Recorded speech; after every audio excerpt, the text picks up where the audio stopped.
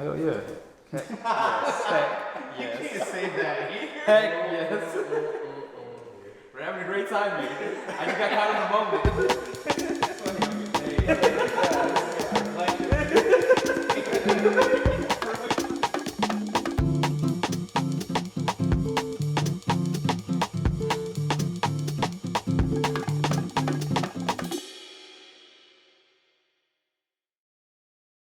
Welcome everybody to Buenas. My name is Jesus Garcia, and with me today a very special guest, Pastor Kevin Alvarez from Long Point Baptist Church here in Spring Branch. And today we're going to be celebrating and spotlighting Pastor Kevin and kind of the work that he does here at Long Point Baptist Church. So, Pastor Kevin, welcome. Yes, thank you. How are you doing today? Doing good, wonderful. Cool. So you've played Loteria before? I do, yes. I was telling you earlier that we actually have a set in the car right now. Right now, just ready to go all the whenever. time. You just never know when you're going to play. Anytime. That is true. This game is like, you just play whenever, wherever. Yeah, all you need is something to put on. We got beans, you've got I got my little bottle there. caps that are ready. You are can use ready. rocks, whatever you need. Yeah, good. that is true. And that's what I love about the game is like, it's just anywhere and everywhere. We literally could have played outside and would have been fine. But so we're going to be trying to fill the board, or we're going to play for the four corners, see if one of us can win. And while we're doing that, we're just going to, celebrate you and spotlight a little bit more about what you do over here for us. Do we have prizes if I win? We're working on it, so we have some ideas. Yeah, so it's donate not like, right now. The link is on the bottom. Yeah, we'll put it right here. But yeah, I should be getting prizes. No, you're fine. But we'll see. Maybe later. So we'll start with this one. But also, you want to just talk more about your background? I mean, how you grew up, your childhood, where you're from? So as I mentioned earlier, I grew up in a very, very small town. It was so small, matter of fact, it was called Pleak. So Pleak, Texas, right outside of Richmond and Rosenberg. On the stop sign or the little sign, when you enter, it says village limit.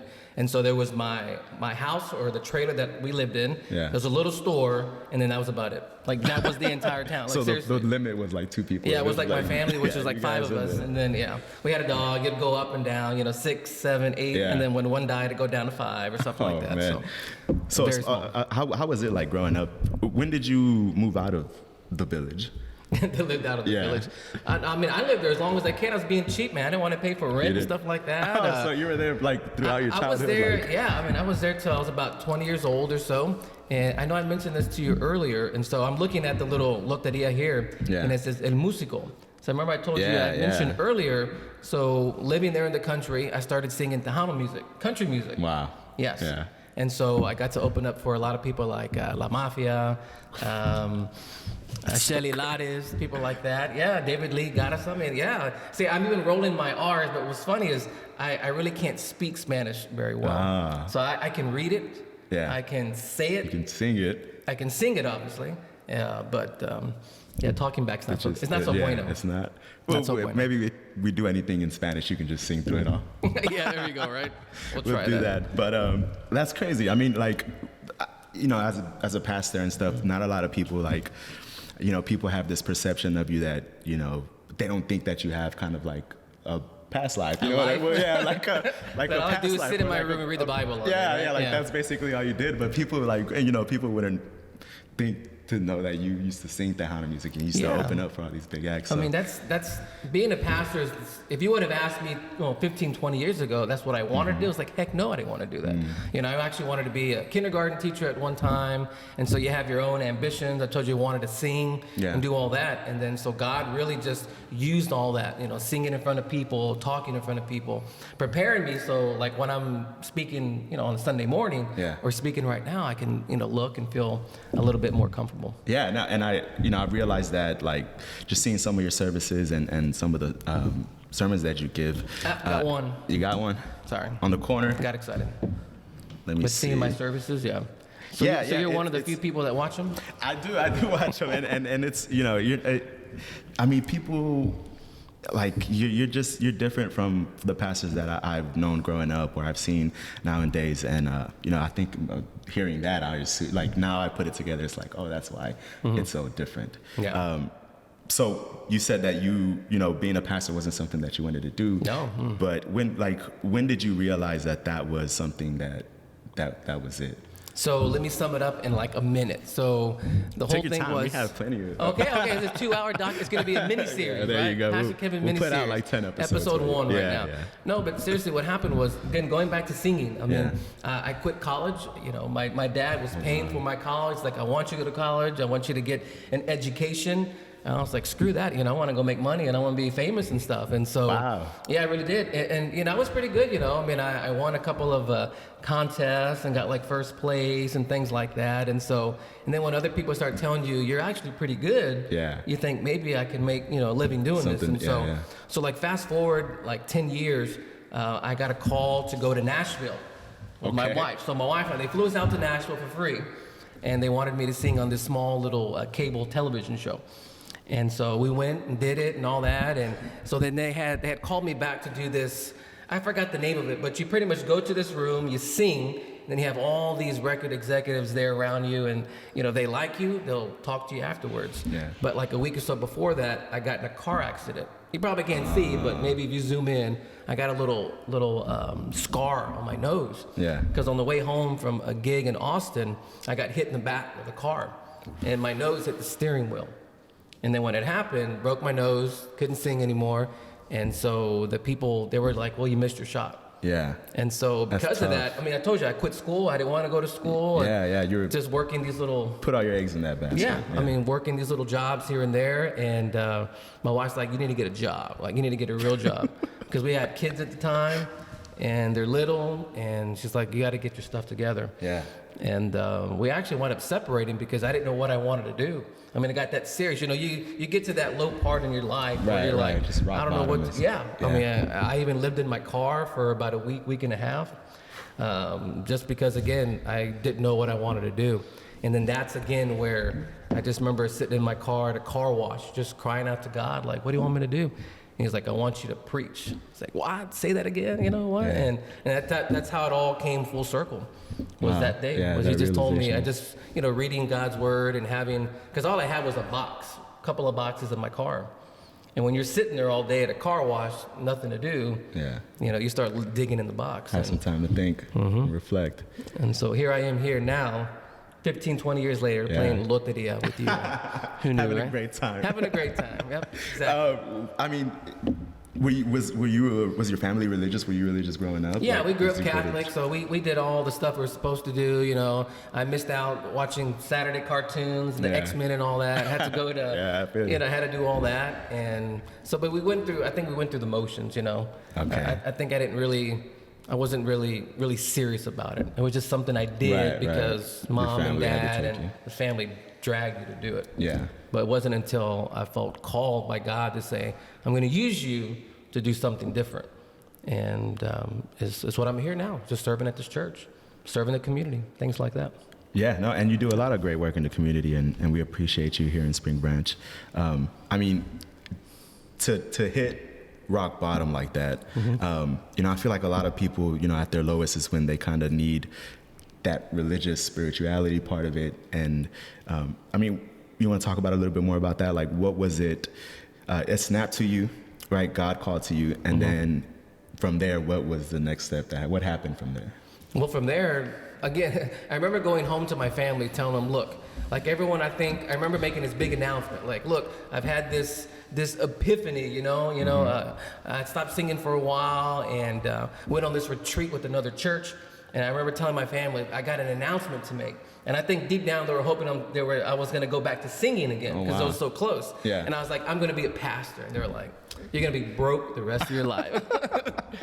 So the singing, they're like, that's fine, we believe in you in that. But then the pastor, it's like, he's going to be broke the rest of his life. And so it was just a shock because, again, you know, no one in the family is you know, had that calling before. And even myself, I just questioned, so what do? I go to school. I went to seminary, started doing all that, and I'm in school right now. You know, because if you're going to work on cars, you got to know something about cars and things like that. So I figured that if I was going to preach, that I needed to get, you know, some seminary, some education. Yeah, I mean, for being the singing part, I mean, I'm still kind of want to talk a little bit more about that because that's just, you know, amazing. And again, like, people don't realize that pastors have lives and that they have hobbies and stuff that they enjoy to do afterwards. But I mean, it sounds like the singing was it was on its way to take off, and that it was just something that you and your family really enjoyed. I mean, that creativity that they have to be as a singer, kind of that practice that you have to put into it. How do you think that kind of correlates with being a pastor? Because you said, you know, that kind of helps you now. You know, it was just God training you until now when you do your services. Yeah, because, you know, when I would sing, you know, you're in front of people, and that's nerve-wracking. I mean, even just sitting here right now, you know, it can be nerve-wracking with really nobody in front of you, but it can be pretty nerve-wracking. But I think just going and singing and being out and talking to people, because, you know, if you're a singer and you're starting from scratch and you want people to know who you are, I mean, you got to talk to everybody. It's like you're running for president. You know, you got to shake hands, or what is that, kiss baby, shake hands, things like that. You got to get your name out there. And so, like here, you know, we're a small church, and it's not about my name and the church's name. It's about letting people know about God and Christ. And so, you got to get out. You got to get out. So I think a lot of the singing prepared me to do that, because personally, like, I think I'm just a very quiet person. You may not see that and think that, but if it's just me, I mean, I'm okay by myself. Yeah. But I know that's not what God's called me to do. I need to get out. I need to talk to people. That's tough, walking that line between, like, you know, kind of sounds like you like to be introverted at times, but then also like extroverted when you have to be. It's just, I mean, again, I'm still baffled by the singing. I need to show y'all some pictures. I can post them up and stuff. We can do that. It's totally different. I mean, this is, you know, the long hair is different. This is all COVID hair. I mean, my hair was as short as yours before COVID. Of course, when I was singing, I had the cowboy hat and the boots and everything. Had the whole get up. Oh yeah, I did. Yeah, clean shaven, pretty little boy. And I mean, it was totally different. Yeah, night and day. It was a good time. Oh yeah, it was good. What was your favorite part? Like, if you're looking back on your era of being a singer, before YouTube, right? My kids are always like, "Where is it at?" Yeah. What's your best memory from that time? I think just the excitement of entertaining. I mean, I love that. So there's a difference in the industry of a singer versus an entertainer. So a singer, another one. Look at this. I'm taking this baby home. Oh, he's already got two. He's got two of them.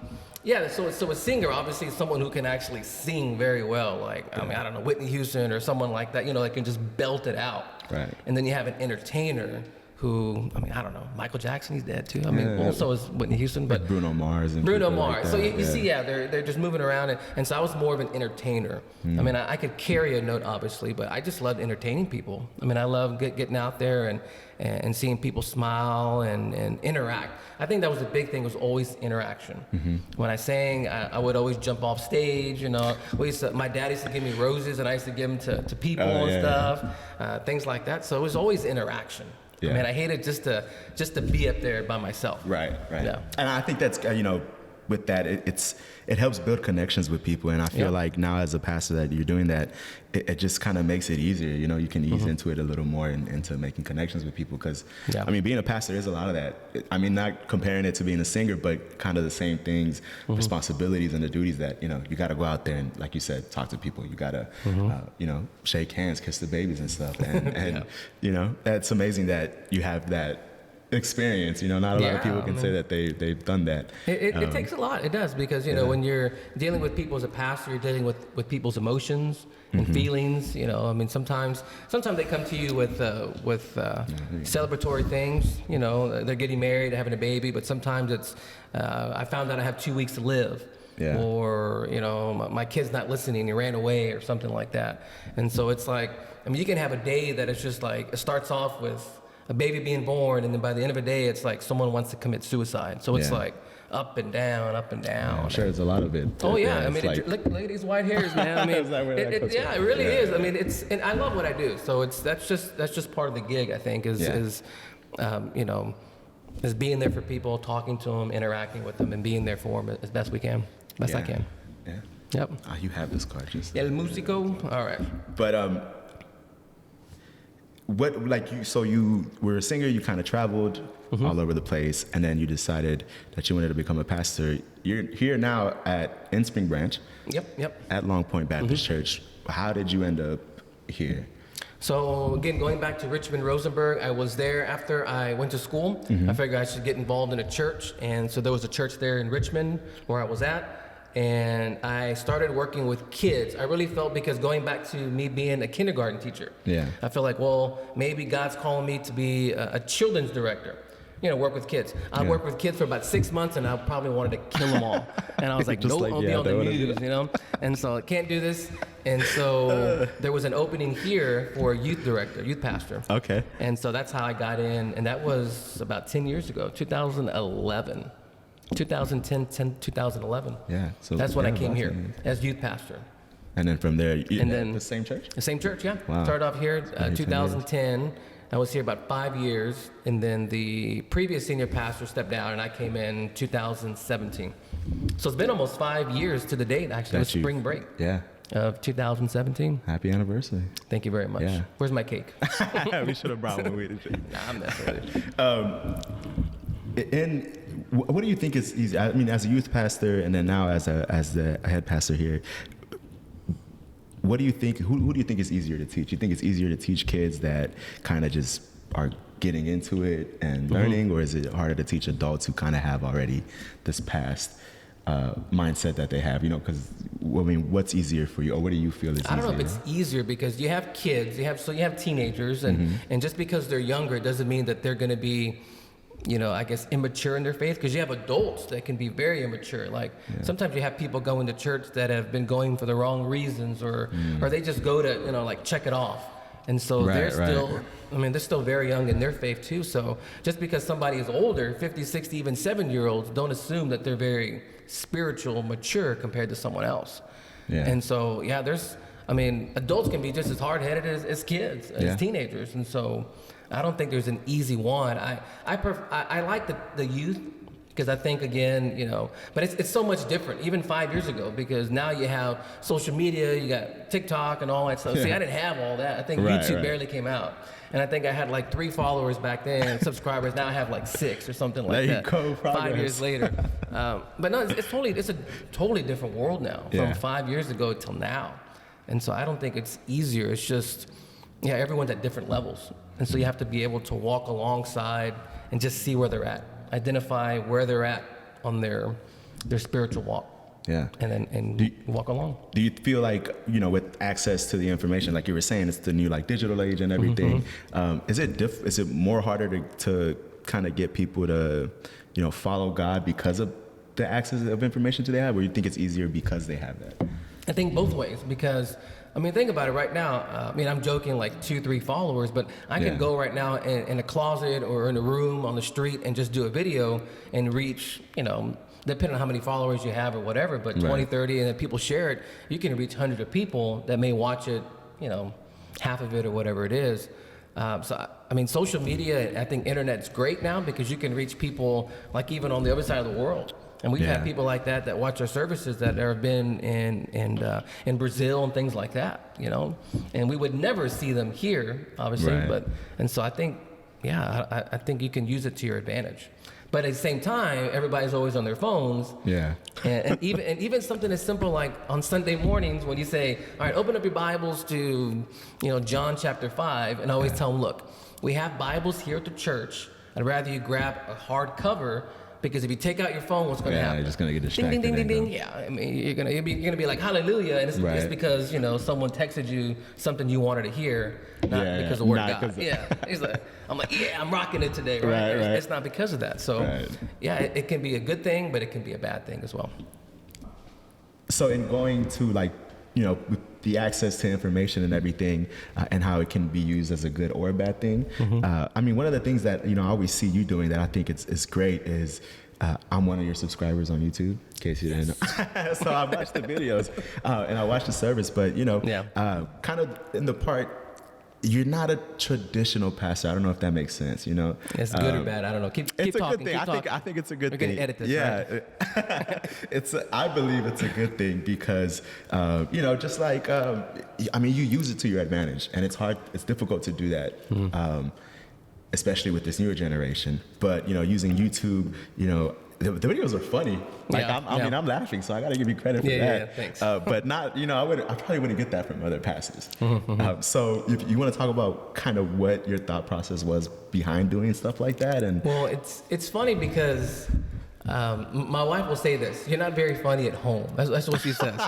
And so, no, like seriously, I went to seminary, and you hear these other teachers and pastors that like they speak, and you just like you want to cry. You just want to hug because it's just so. They're so smart, and the words they use, and it's just like, you can feel it's very emotional, and not that I can't do that. But, obviously it's God working through me. So that's one thing I should always say is it's not me.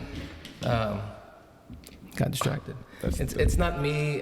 It's not me doing anything. I think that's one thing we have to always acknowledge, that as a pastor, if I'm trying to do it in my own strength, I'm going to fail. I'm gonna fail. It's gonna be because of wanting my name big and things like that. It should always point back to God. And God has given me these gifts, so I want to use them to glorify His name. But I always wanted to be the smart one. So anyways, I would make a couple of jokes here and there, and I would get good response. And then I don't know when I think the first video I ever did was with my youngest daughter, Madison. We went to the gym. And I just said, I'm going to make a video. Because my kids would always laugh. They said, you're never on YouTube because of singing, so why don't you make a YouTube channel? I think that's the first thing I did was a YouTube channel. And so we just did a little video. We had like 200, views and stuff. We're like, And so it just started with that, just being like, just making funny little videos. And so I just started making them. And so, I have it all. Sadly, YouTube, TikTok, Instagram, Facebook, all that junk, really. Right. But I use humor, but I always point it back to Christ. Always make it biblical. And I think that's important because, but it was really hard for me to accept being the funny pastor because I felt like, is that a cop-out? Is that, am I not taking God serious? Am I making him a joke? Right. But just more and more people come up to me and say, I appreciate, I love the jokes, it's funny and all that, but more importantly, I learned something, or you bring it back to Scripture or whatever. So, that's just something I had to make peace with God, and so I just run with it. I enjoy it. I wish people would cry when I talk, and got emotional. But God works with that too. But I just feel if I'm going to be the funny pastor, just do it. As long as it points back to Christ, it's okay. Yeah, no, and you do a great job of doing that in the videos. You'll have a joke here and there, but like you said, when the video it has a message. It does point back to God, and that's what I meant by you're not like a traditional pastor, because like again, other pastors I wouldn't see doing that, and it's hard to be funny and kind of put yourself out there. It's just the vulnerability of it is, it's not easy to do that. And so I'm 41 years old. I'm not that old. I don't feel that old, but I'm just like, I've learned a lot, and I'm like, at this point in my life, not that I'm hoping to live another 50 years or so, but I'm just like, I'm just gonna just do it, and who cares what anyone says. And here's something too. Maybe this is encouraging for you guys because y'all are just starting off too. I'll post a video or whatever, and maybe I get like 3 likes, or 7 likes or something like that, or whatever it is. And what's interesting is I'll go see other pastors, other people, and, I like that video. I'm like, so you saw it, but you didn't like it, And so don't ever get discouraged that with people, if you don't, if you don't have the likes, if you don't have the likes and things like that, the views or however that works. Because there's a lot of people that I guess maybe for whatever reason, maybe they want to be associated with it or whatever it is. I don't know. Don't care about the likes. I'm good with my 3 likes because that just means 3 other people heard, the message about Christ today. So it's good. Amen. There you go. See? 1 subscriber. I probably just lost one now because I said that, but subscribe today. I agree. We'll put the handles and everything for you so people can follow. You do have to check the YouTube videos out there. Pretty funny, and I love comedy. And it's hard to make me laugh, but some of them are pretty good. I'm glad. The dad jokes, kind of. Mission accomplished. Yeah, but they're really good. They're really funny. In that, with being in the church, one of the questions that I have, and this is kind of just something that I'm interested in. I know like the Bible has been around for many of years, and there's so many different variations. So one of the questions that I want to ask is, as a pastor, do you feel like any noise gets lost in the translations? Because there's different versions of it. Do you feel like sometimes the information gets lost, or is it it's been kind of steady throughout the translations. of So all you of have to them. understand this, that, see, many people, like, at least in our American culture, whatever, society, we think that the Bible is written in English, but it really wasn't. And so you have the Old Testament and you have the New Testament, which separates, the Bibles into two different parts. Yeah. So the Old Testament was actually written in a language called Hebrew and a little bit of Aramaic. So if you watch that movie, what is it, the Mel Gibson movie? The Passion of the Christ. yeah. You notice they're speaking a different language. So that's like the original language. And then the New Testament is in Greek. And so when you translate, some of the different translations we have today will tweak some of the words. And so they just make it more hip, I guess you could say, like modernize because it you kind of have a something bit. called like the King James version, and that's like Shakespeare, like, oh, all ye people come to thy, Right. So like that. So if you read that today, people would be like, it's boring, And so, but like the cool version would be like, come hang out at the crib or something. Oh, that's Right, probably right. dumb. But you see what I'm saying, right? It's more modern. We're gonna make our own version of them. I mean, but that's really what people do is Right. they make it more modernized. They have to keep up with the languages. So yeah, you do lose some of the original language.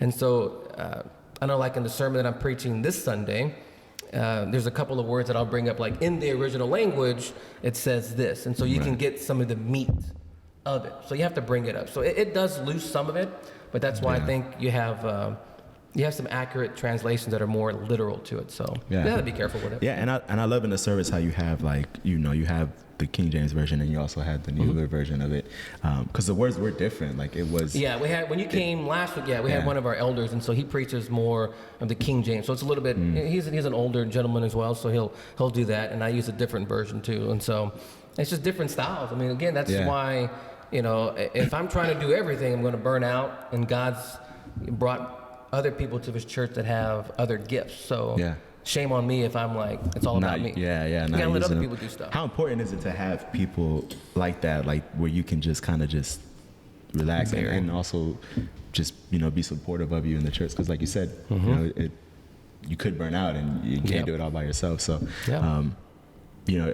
I'm assuming it's important to have people like that. Very important. I mean, you should know just having friends and people that you can count on. Yeah. Because again, you're allowing them to grow. And see, so one of the callings of the pastor is not only to teach biblical truth, but to equip people up.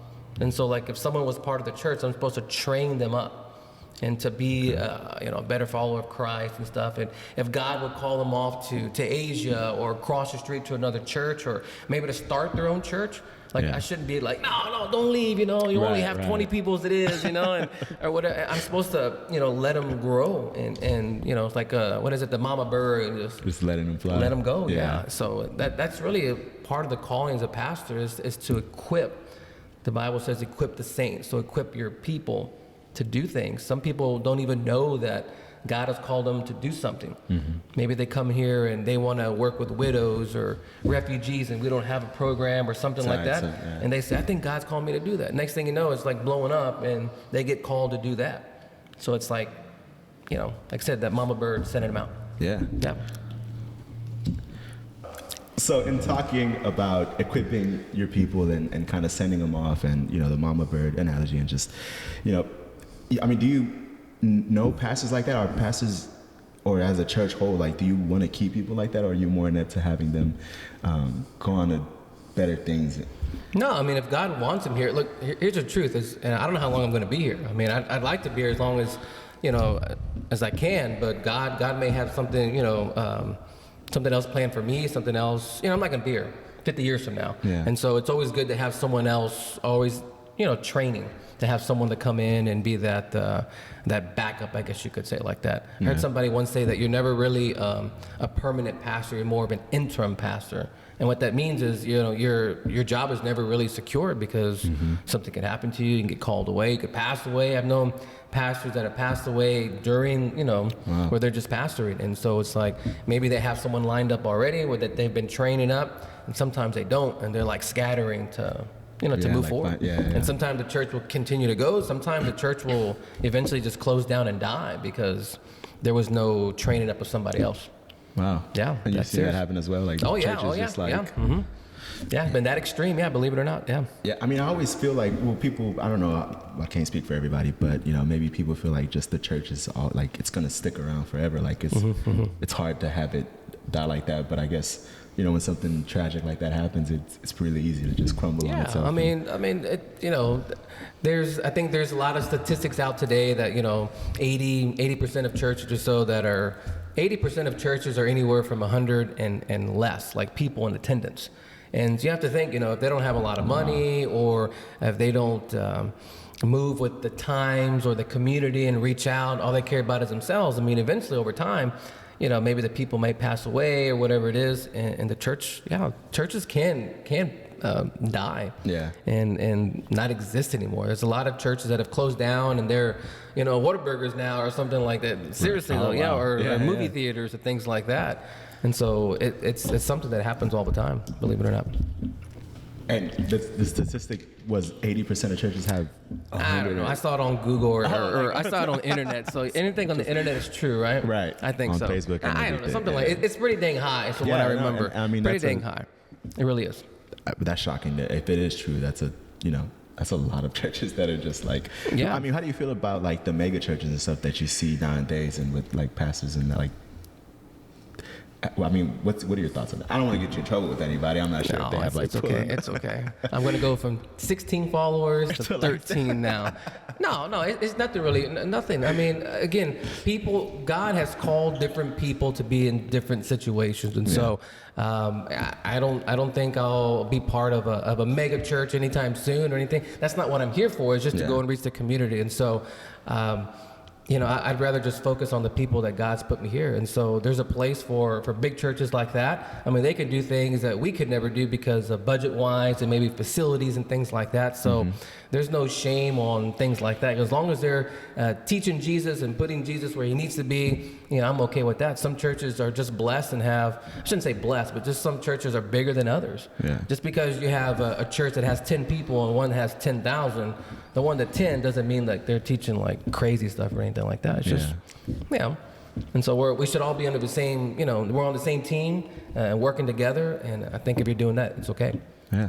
Yeah, it's good. It's a great. So if they want to hire me, that's good too. You know, we'll send it over to them. See yeah, I know. I'll send my resume out, right? Is there a resume? Is there? Yeah, we have resume. Like, yeah. Oh, like when you when you apply, when you apply at a church, you have to send a resume. I mean, it's just like any other job. I mean, you have to go and. Actually, before, you know, it can be pretty intense though, because so like before this job, I tried for a youth pastor job in another city somewhere that didn't hire me. You know, wink, you know who you are, right? You messed up, and you could have had this, right? But I went and I interviewed for like 5 or 6 months. Like it was that long. And so that's how long the process was? It was. Like I'd go and it's like you do the written resume, right? You submit it to them, they read it, great, and then they call you back, and then maybe somebody else up the chain will call you. And then I went in person, and they wanted to know like my personal goals, what I believed in. And so that was another meeting. And then I wound up meeting with the senior pastor, and he thought I was pretty good. And then I went and taught with the youth one time. Oh, wow. So it was like 10 different things. And I still didn't get hired, man. So, not that I'm bitter or anything like that, right? But no, God led me here, so. Is that the longest interview you had for it? Yeah, it was. Yeah. And it was right before this one, too. So I was pretty bummed out. Like, I got hired here. I think I started talking in November 2016 or December. And I think that whole 6-month thing ended like that month before. Yeah.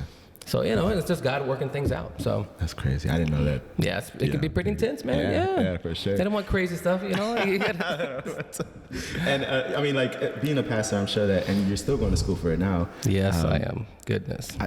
I'm sure it's a lifelong process that you're just always learning about different things and stuff.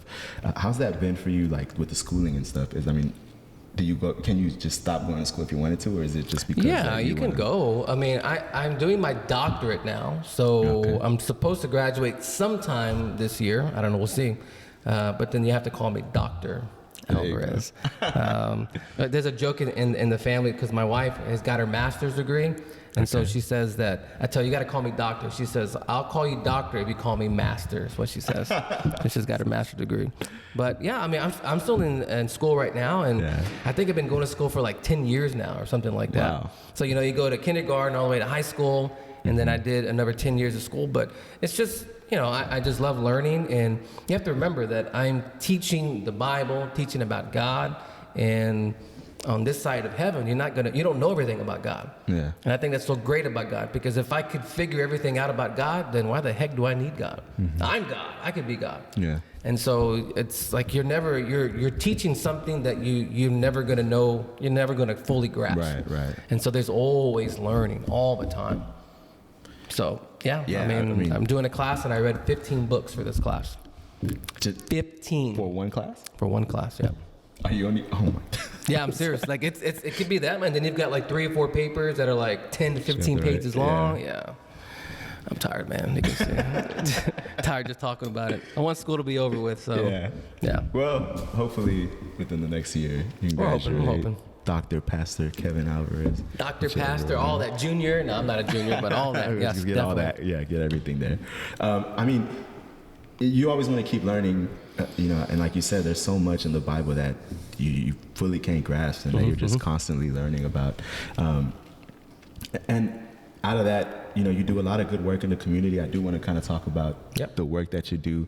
I always see you going to local businesses here in Spring Branch, or and just, you know, handing out your basket full of goodies that you give to people. I have one for you guys too, actually. I think nice. I really do. It's in the gym next week, so you guys get snacks after. Just remind me, because it's in the gym. But yeah, it's great. I'm very honored to actually get a basket. I see them all the time, and I'll make sure I bring it. Yeah, I get pretty jealous. But what was the thought process behind that? I mean, I know, you know, you kind of want to reach out to the people and kind of, you know, give back. But what was the starting point of you doing that, or when did you start doing that? So it was last year, because, you know, you get the little Facebook memories and things like that. Yeah. I think it was, what we had in 2022, so the end of about a year and a half, a little bit over a year now. So what happened was, so as you can see, there's a lovely building here.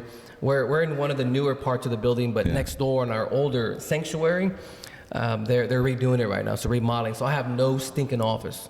Like, I am mobile. You're just like, so whatever. because I have no office, it's like, if I'm going to come here and work, where am I going to work at? Right. And so I really, that's how it started, by going to the different local like coffee shop. There was one coffee shop here around the corner that I just started going to all the time. Yeah. So, you know, you got Wi-Fi, you sit there and just talk, and that's what happened. Just started doing that, and then eventually, I think, you know, this is probably sad how it happened, but I think we had a church lunch one time, and we had like an excess of like potato chips or something like that. Yeah. You know, it's like somebody brought like, you know, 200 bags, and we're like, what the heck am I going to do with all these bags? And so we wind up just getting the basket and just filling them with chips. I think how it started was with chips. And then so I didn't want them to go bad and just sit here, so we took them to some of the places, and they're like, "Oh, that's pretty cool, thank you." And, you know, we include a little card from the church, and, you know, tell them we're thinking and praying for them, and, you know, we'll like a little teenager, I'll take pictures of me drinking my coffee and, you know, eating my food and stuff. But at the same time, I'm promoting their business. Yeah. So I'll like tag them and say how good their food is and things like that. But that's how it started. It's just with one little business doing that, and then more and more, I think we just started doing, you know, more candy and things like that. So now, matter of fact, you bring it up, I think we're at 48 different businesses, or I don't even want to say businesses, people that we, I guess, support in the area. It's like 40, almost 50, because I was looking at it this morning, matter of fact. Yeah. Just kind of figuring out a schedule of make sure we hit, you know, each one like every couple of months. Are you keeping track of the businesses that you go to? Oh, okay. So it's like a sheet. And I have a spreadsheet. I gotta be fancy and stuff, right? But yeah, it's like 48, something like that. Yeah, and I mean, just such a small gesture, and I always like to harp on it with you know, the people that I've spoken to, is not a lot of people realizes how big an impact just something so small like that can be. I mean, I'm assuming that's the same thing that you're thinking is, you know, like, you know, it might not be a big donation or whatever, but you know, it is a little something that kind of makes people's days. And you know, a lot of people don't realize that, you know, all it takes is that one thing to just change somebody's day. So I love it. I mean, I love the idea of the baskets and going to the small businesses. And I mean, it's a good way to get your name out there and the church's name out there as well. Yeah, and I mean, it helps. I mean, like I said, we've been doing it for a while, but I think it takes a while to build a relationship with anyone. Yeah. Because if I'm going there, like, here's this basket, like I delivered one earlier today, and it was a brand new business. And so, like, when you walk in there, like, with this basket full of candy, they're already looking at you like, what's this guy want? And I'm just like, look, it's free. It's just, I just want to bless you. Nothing, yeah. And they're like thinking, like, he's going to say something, like, where's the catch? I'm like, there's no catch. And so it takes a while for them to see, like, all right, he doesn't, and I'm not doing it to ask for stuff. Right. I mean, in time, we had some of the different events, we had some last year, zoo event and things like that, where people would say, how can I help you? And they'll give donations, things like that. But that's not the purpose of doing it. Mm-hmm. And I'm telling you, like, when I bring you guys a basket, you're going to smile because you'd be surprised. Like, and it's nothing like fancy, it can be like Rice Krispie treats and candy and chocolate, but it really does just brighten your day. Yeah. Because you got all these freaking snacks to eat. And so, yeah. And it's free. And it's free, not free for me. So we take donations. I put the church link on the bottom. But no, we've actually had businesses give us candy. And things like that to put in the baskets. And we've had, I think, 2 or 3 different families from the businesses come to church and are still part of our church. And so, but that's been like a year later where you see some of that fruit. Yeah. Where people are like, they're wanting to come. Yeah. Yeah, wanting to come and be part of church. And what we're doing here. That's amazing. Yeah. It works. And it's a process. It's not going to be something that happens overnight. So, like you said, you've been doing it for about a year, and a bit over a year, year and a half. Now you're finally starting to see kind of the impact that it has. How important is it to have that kind of support in the community to you? I mean, being a church here, people always want to gather around it, and they have this, it's kind of a place to be, or kind of like I'm trying to think of the word, but I can't really come to it. But yeah, like a squad, a posse, a family, a home. I mean, whatever you want to call it. It's like everyone wants to be part of something. You want to be part of something genuinely. And so when we do this, I mean, it just opens up doors, it knocks down walls. And, again, we're not doing it to necessarily bring people in. I just want to show them the love of Christ. And I tell them too, whether even if you never come to this church ever, and you maybe decide to go to another church, that's fine. It's just like we're doing it because, God has called us. Matter of fact, the church, Long Point here, our mission statement is to be a family that goes. And that goes back to the Great Commission that Jesus said before he went up to heaven, was to go out and make disciples. And pretty much what that means is to make little mini me Jesus, And we do that by loving people. Like, I don't know about you, Jesus, but, like Sunday morning when I was standing out here, like, I didn't have a line outside the door, It wasn't like, we could only let in, the first 50 people. Right. And everyone else is like, oh, I got to go home. They're all mad. Sometimes ain't nobody out here, but you have a line at the donut place or something like that. Right. And, people are not knocking down the door sometimes to go to church. So you have to go out in the community. Yeah. And so I think that's very strategic, and very smart, and just loving, to go out in the community. So that's why we try to do the baskets and things like that, because it allows us to go and meet people where there are, versus saying, come to church. Because, I know, I mean, it can be, especially if you've never been a religious person, or you don't even care about this Jesus thing or whatever. It's just easier me meeting you there versus you coming and coming to church for the first time. And aside from the baskets and stuff, and I love that. I mean, so a lot of people do kind of just, they might be fearful of coming to the church, or they're not religious and stuff. But you going out to them and giving them the baskets is a good thing, because you can go out there and talk to them personally. And not just the baskets. One of the other things that you do is you put on big events. Community events where people actually do have to come here and enjoy it. But I know you had we were gonna have a Christmas event, and that kind of, it was bad weather. It was got rained out on the day. Got rained out. But you also have another event coming up, and I want to talk a little bit more about that. This is your Easter event coming up Easter on event. April 9th, I believe. April 9th from 12 to 2 right here at the church. And it started really, again, because, we want to be part of the community. And one thing I've always wanted to do is because, you know, again, when I told you earlier that my wife was like, you need to get a job, you know, after the whole music thing didn't work. Right. And we're dirt poor and we were living on food stamps and stuff. And so it's like, and you have 3 little kids. And, you know, you're working minimum wage, not making a lot of money, and the kids want to go somewhere. And so it's like, you know, if you're making not a lot of money, you can't go to do stuff with your kids. And so I always wanted to make sure that we had free family events. So all the events are always centered around family. So you can come and everything is free. So we have like food and we have games and vendors and things like that. And we do that because, again, we want to, you know, be loving to the community, but it's just a great thing for people to invite their whole families and come. Yeah. So we did it started last summer with a zoo event. We had we had a camel here. We had all these different animals, and I mean it was like 120 degrees out here that day. But I mean it was great for us to do that. We had the Christmas one, but that rained out like you said. But the Easter one is in a couple of weeks. It's April 9th. It's a Saturday, 12 to 2 here. And again, just have the Easter egg hunt. You know, free vendors out here. Free food, everything like that. And again, it's just our way of inviting people to the community or in the community here, and for us to meet them and just love on them. So that's what we do. Yeah. And we'll continue to do it. Yeah. And I mean, and it's great to have events like that. I mean, just especially in Spring Branch, I know, you know, the neighborhood around here, for people who don't know, is, you know, it's a lot of single family homes, a lot of just below the poverty line or at the poverty line, but you know, the community is great, and I love growing up here.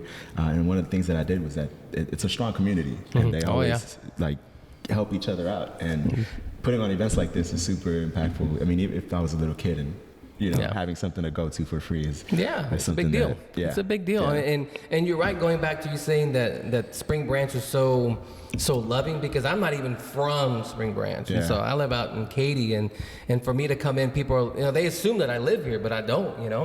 But I pour into it because this is the community that God's called me to. And so we do all the events and everything. But yeah, the people here from Spring Branch have embraced me, and they've accepted me. At least some people. I'm sure there's some bad ones out there that was like, why is this guy delete, ignore. That's what I do to their stuff. But I mean, I thought you were from Spring Branch too. I didn't. A lot of people assume I'm from Spring Branch, but I'm not. And that just, you know, speaks to how much you give back to the community, and that you give to the community. It's just like people are like, oh, you know, some people wouldn't do that if they're not from the neighborhood that they're from. Or from the and it's hard. It's scary because I didn't know anything about the area, and I'm walking in certain parts, and they're like, you shouldn't be there probably at night, you know, or whatever it is. Like, get out now. They never gave you that rundown. I didn't know that. You know, so why is this guy looking at me? You know, and so I didn't know that stuff. They didn't tell you that during the interview. No, they didn't tell me that. Go through the street. No, they didn't.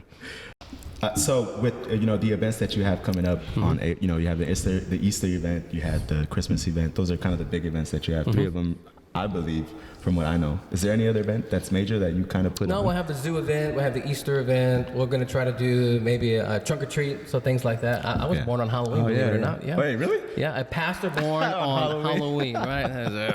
What's that? That's bad. That's crazy. That's pretty cool though. Yeah. A lot of things that you people wouldn't like. Just Hey, but my birthday, I get like candy cake, you know, and all that, and then you get to go out and get like free candy and stuff. So it was always pretty awesome. Yeah.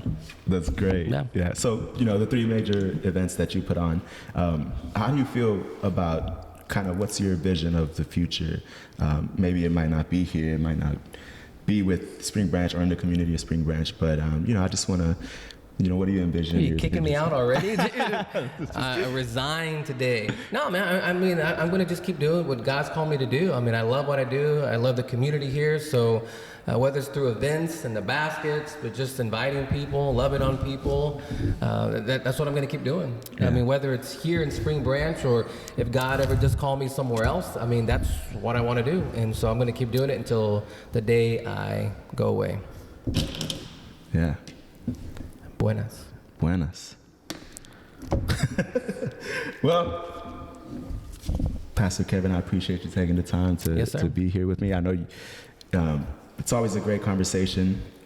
You do a lot of good work in the community. There's a lot of stuff that people know you for. You know, a lot of people know you. And so I'm glad we were able to kind of give people more of a background of yourself. A lot of fun facts that we did not know that, you know. I mean, again, thank you for helping with everything and doing everything that you do in the community. We appreciate it. Thank you for spending some time and playing the game with us. Yes, of course. And No hard feelings, right? yeah, no, never. I do, like we were talking about earlier, maybe a prize would be a good thing. Maybe that donation link. There you go, right there. That's where you need to set it up. I'll click right on it. there. I will click on it. No, it's good. No, From thank you Buenas. guys. I keep praying for you guys and best of luck and wishes with the podcast. That's right. Thank you. I appreciate it. Easter event, April 9th, starting at 12 to 2. 12 to 2, free for everybody. So make sure you bring the kids out, have a great time. That's in a couple of weeks, but we appreciate you taking the time to listen. And Pastor Kevin, thank you so much. Yes, sir. Thank you very much.